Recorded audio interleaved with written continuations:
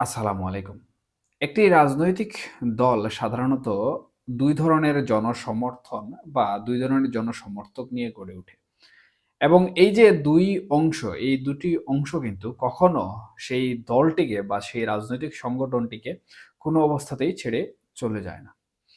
এর মধ্যে ১ম যে অংশ বা ১ম যে শ্রেণীর জনমত রয়েছে সেটি হচ্ছে সাধারণত ঐতিহাসিক পটভূমির দিক থেকে বা ঐতিহ্যগত দিক থেকে। এবং ২য় যে অংশটি এখানে রয়েছে সেটি হচ্ছে সেই রাজনৈতিক সংগঠনের পাগলপ্রেমী অথবা যারা সেই রাজনৈতিক দলকে ভালোবেসে সেই সংগঠনের সাথে জড়িত অথবা সেই সংগঠনের অঙ্গ সংগঠনের সাথে জড়িত।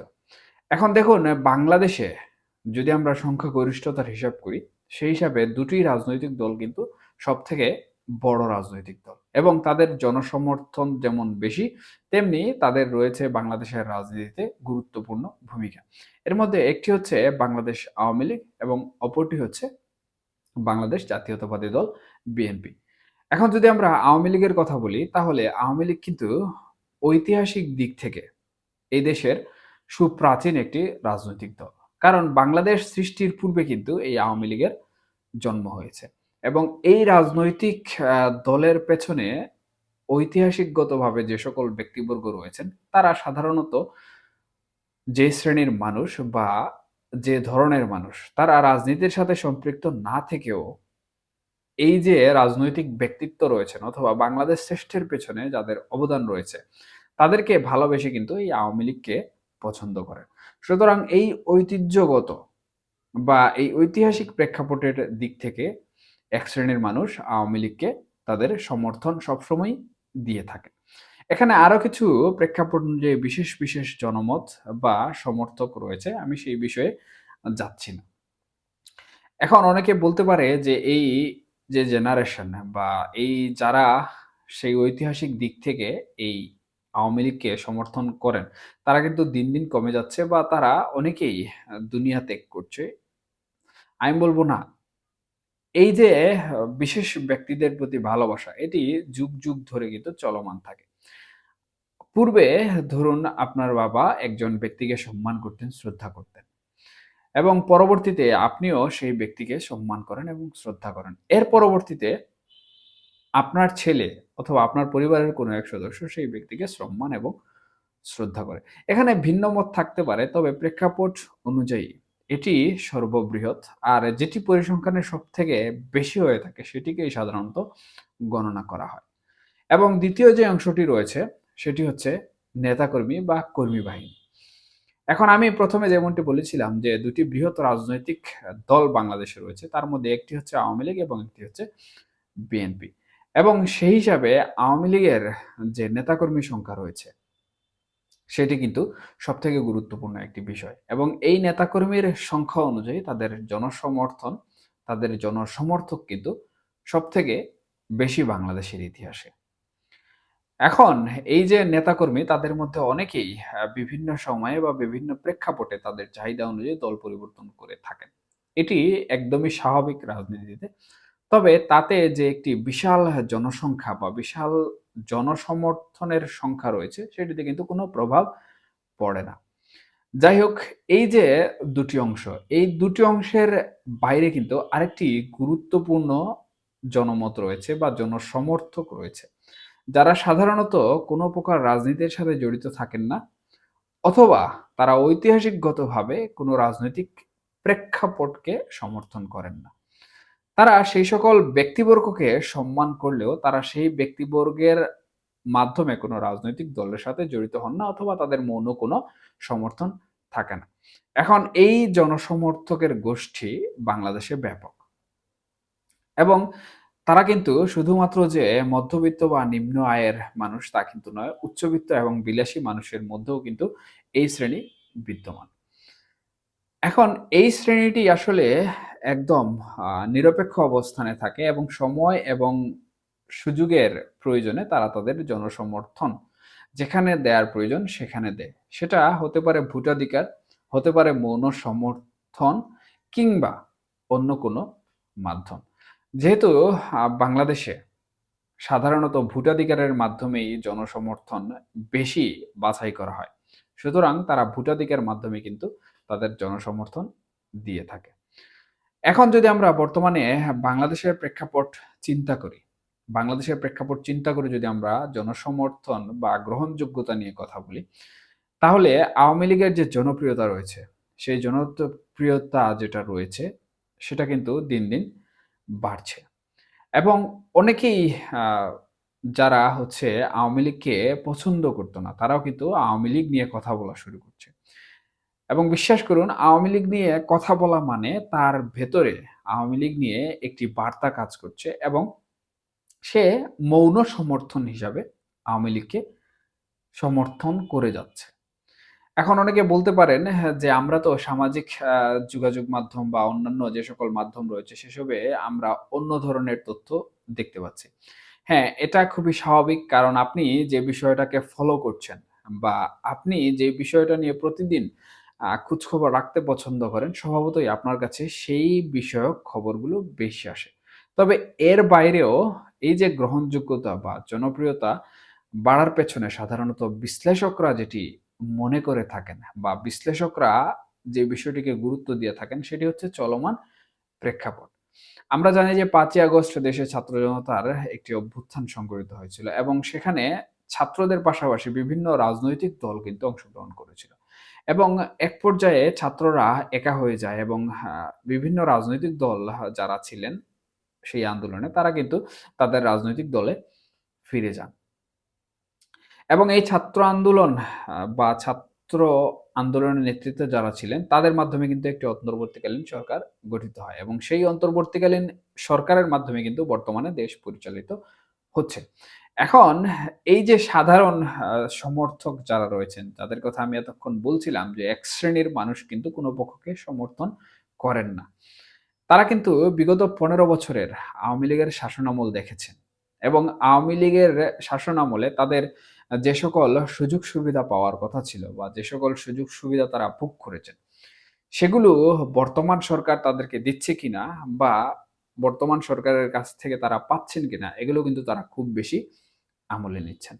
এবং এগুলো আমলে নেয়ার প্রেক্ষিতে তারা কিন্তু এই যে গ্রহণযোগ্যতার কথাটি আমি বললাম, তারা পুনরায় বলছেন যে হচ্ছে না, এই সরকার আমাদের যা দেয়ার প্রতিজ্ঞা করেছিল বা এই সরকারের কাছ থেকে আমরা যেটি আশা করেছিলাম, সেই আশানুরূপ ফলাফল আমরা পাইনি। সুতরাং পরবর্তীতে যে আমরা পাবো বা ভবিষ্যতে যে আমরা পাবো এই বিষয়ে আমাদের সন্দেহ রয়েছে। সুতরাং আমাদের পূর্বের যে সরকার ছিল, সেই সরকারই ভালো ছিল। মোটামুটি এই ধরনের একটি কথা বা এই ধরনের একটি সুর কিন্তু বাংলাদেশে আমরা এখন শুনতে পাচ্ছি। এখন প্রসঙ্গ হচ্ছে আসলে অন্তর্বর্তীকালীন সরকার আদৌ কি জনগণের পক্ষে কাজ করছে? জনগণ নিয়ে ভাবছে? নাকি তারা শুধু নিজেরাই তাদের যে একটি বিশেষ ধারা রয়েছে, সেই ধারায় পুঞ্জীভূত রয়েছে? দেখুন অন্তর্বর্তীকালীন সরকার সাধারণত সংস্কার করতে চেয়েছিল এবং সেই সংস্কার যেটি করার প্রতিজ্ঞা তাদের ছিল, সেটি আমরা দেখতে পাচ্ছি যে আওয়ামী লীগের আমলে যা করা হয়েছিল, সেগুলার পরিবর্তন, নথিগত পরিবর্তন। আমলা এবং আমলাতান্ত্রিক সমাজের যে পরিবর্তন, সেগুলো আমরা দেখতে পাচ্ছি। কিন্তু জনগণের জন্য যে পরিবর্তন, জনগণের যে সংস্কার, সেই সংস্কারটি তারা কোনোভাবেই করতে সক্ষম হচ্ছে না। ১ম আমরা দেখেছি যে শীতের মৌসুম শুরু হওয়ার পূর্বে নিত্য প্রয়োজনীয় দ্রব্য সামগ্রীর অনেক দাম ছিল। এখন যে সবজির বাজার কিছুটা ঠান্ডা হয়েছে সেটি হচ্ছে মৌসুমী যে সকল শীতকালীন যে সকল ফসল রয়েছে সেগুলো বাজারে উঠতে শুরু করেছে, বাজারে রয়েছে। সেই হিসাবে মানুষ কিছুটা তরিতরকারি কিনে খেতে পারছে। কিন্তু অন্যান্য যে সকল বিষয়াদি রয়েছে যেমন আপনি চালের কথা চিন্তা করুন, পেঁয়াজের কথা চিন্তা করুন এবং অন্যান্য কিছু বিষয় রয়েছে যেগুলো সাধারণত অন্য দেশ থেকে আমদানি করতে হয়। আমাদের দেশে উৎপাদন খুবই কম হয় এবং আরেকটি রয়েছে তেল। এই সকল বিষয়াদির দাম কিন্তু এখনো নিম্ন মধ্যবিত্ত বা মধ্যবিত্ত শ্রেণীর নাগালের বাইরে। মধ্যবিত্ত কেন উচ্চবিত্ত শ্রেণীর মানুষের নাগালেরও কিন্তু বাইরে। সুতরাং অন্তর্বর্তীকালীন সরকার এই যে সিন্ডিকেটই রয়েছে, এতদিন আওয়ামী লীগের দোষ আমরা দিয়েছি বা সাধারণ জনগণ আমরা আওয়ামী লীগের উপর দোষারোপ করেছি। কিন্তু অন্তর্বর্তীকালীন সরকার গঠিত হওয়ার পরেও এই বাজার সিন্ডিকেট কিন্তু নিয়ন্ত্রণ করতে সক্ষম হয়নি। সুতরাং এখানে তারা জনগণের জন্য কোন ধরনের কাজ করছে না। এদিকে আমি যে কথাগুলো বললাম অর্থাৎ নিম্ন মধ্যবিত্ত বা মধ্যবিত্ত শ্রেণীর কথা বলেছি। কিন্তু উচ্চবিত্ত শ্রেণীর যে সকল সাধারণ মানুষ রয়েছেন, তাদের বিষয়ে আসলে কি বলার রয়েছে আমার কাছে? দেখুন, সম্প্রতি আপনারা দেখেছেন যে আমাদের অর্থ উপদেষ্টা কর বৃদ্ধি করেছেন বা ভ্যাট যেটিকে আমরা বলে বেশি পরিচিত বা স্বাচ্ছন্দ্য বোধ করি, সেটি বৃদ্ধি করেছেন। এবং সেটি নরমাল রেস্টুরেন্ট থেকে শুরু করে একদম এয়ার টিকেট, বাস টিকেট, আ অন্যান্য বিষয়ের সাথে জড়িত।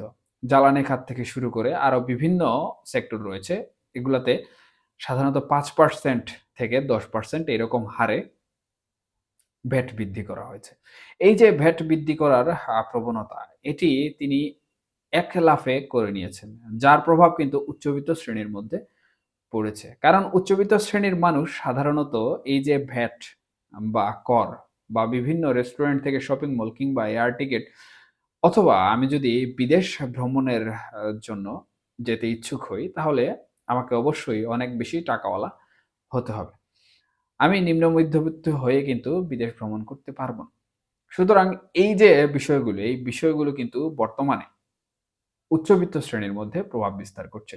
সেই হিসাবে উচ্চবিত্ত শ্রেণীর যারা রয়েছেন, তারা কিন্তু রীতিমতো এই যে অন্তর্বর্তীকালীন সরকার থেকে যে সুযোগ সুবিধা পাওয়ার কথা ছিল, সাধারণত অর্থ কম খরচ করে বাঁচার যে আমাদের একটি চাহিদা রয়েছে, সেই চাহিদা কিন্তু আমাদের প্রাচীন চাহিদা এবং বাংলাদেশের জনগণ হিসাবে এই চাহিদাটি আরো ব্যাপক। আমরা সাধারণত কম খরচে অনেক বেশি সেবা পেতে চাই। কিন্তু অন্তর্বর্তীকালীন সরকার বলুন অথবা অন্য যেকোনো সরকার বলুন, তারা যদি কোনো কারণে খরচ বা ব্যয় একটু বাড়িয়ে দেয়, তাহলে আমাদের মাথায় অনেক বেশি চুলকানি হয়ে যায়। যাই হোক, আ এখানে যে বিষয়টি আসলে মুখ্য সেটি হচ্ছে অন্তর্বর্তীকালীন সরকার এই যে জনগণ নিয়ে কাজ করতে পারছে না বা এই যে ভ্যাট কর বৃদ্ধি করেছে, তাতে যেমন প্রভাব পড়েছে বর্তমান উচ্চবিত্ত থেকে একদম নিম্নবিত্ত শ্রেণীর মধ্যে। এই প্রভাবের প্রেক্ষিতে তারা কিন্তু পূর্বের যে আমল রয়েছে বা পূর্বের যে সরকার রয়েছে তাদের সাথে তুলনা করছেন এবং তুলনা করে তারা দেখতে পাচ্ছেন যে অন্তর্বর্তীকালীন সরকার তাদেরকে পূর্বের সরকারের তুলনায় খারাপ অবস্থানের দিকে নিয়ে যাচ্ছেন। অর্থাৎ তাদের খরচ বাড়িয়ে দিচ্ছেন। সেই হিসাবে তারা কিন্তু এখন পূর্বের যে সরকার ছিল তার উপর আস্থা ফিরিয়ে আনতে আবারও নিজেদেরকে এখানে ফোর্স করছেন। সুতরাং এই যে বিষয়গুলো রয়েছে, অর্থাৎ অন্তর্বর্তীকালীন সরকার জনগণ নিয়ে ভাবছে না। তাদের নিজস্ব যে একটি দ্বন্দ্ববিরোধ, সেই দ্বন্দ্ববিরোধ থেকে সংস্কার চলমান করছে। কিন্তু জনগণের যে সকল চাহিদা বা জনগণের যে ইচ্ছা আকাঙ্ক্ষা রয়েছে, সেগুলো পূরণ করতে তারা ব্যর্থ হচ্ছে। সেই হিসাবে সাধারণ জনগণ যারা রয়েছেন অথবা যাদের কোনো রাজনৈতিক দলের সাথে জড়িততা নেই, তারা কিন্তু অন্তর্বর্তীকালীন সরকারের কাছ থেকে একটি ভালো ফলাফল আশা করেছিল। এখন যে হিসাবে তারা অন্তর্বর্তীকালীন সরকারের কাছ থেকে ভালো ফলাফলটুকু পাচ্ছে না, সেই হিসাবে তারা এখন পূর্বের যে অবস্থান ছিল, সেই অবস্থানে ফিরে যাওয়ার আকাঙ্ক্ষা প্রকাশ করছে। মূলত এভাবেই কিন্তু আওয়ামী লীগের যে গ্রহণযোগ্যতা বা বর্তমানে আওয়ামী লীগের যে জনপ্রিয়তা রয়েছে, সেটি কিন্তু বৃদ্ধি পাচ্ছে। এবং এই শ্রেণীর মানুষ যাদেরকে সমর্থন করবে, তারাই কিন্তু আগামী নির্বাচনে বিপুল আসন পেয়ে জয়লাভ করতে পারবে।